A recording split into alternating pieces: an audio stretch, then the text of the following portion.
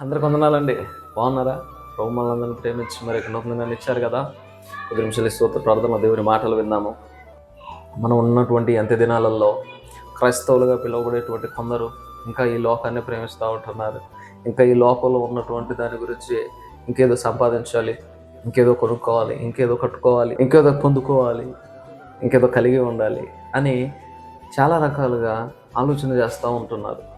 మనం ఒకసారి అబ్రహాం గారి జీవితాన్ని పరిశీలన చేస్తే, అబ్రహాము తనకిష్టమైనటువంటి ఒకే ఒక కుమారుడు ఇస్సాకుని దేవుడు అడిగి ఉన్నారు కదా.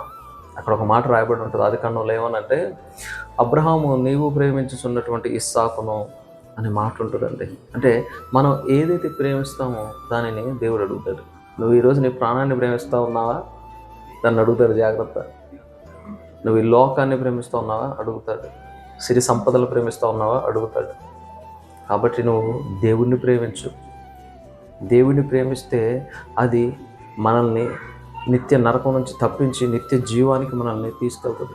మన ప్రేమ ఈ లోకం మీద ఉన్నటువంటి కళ్ళకు కనిపించేటువంటి వస్తువుల మీద, మెటీరియల్స్ మీద ఉండకూడదండి.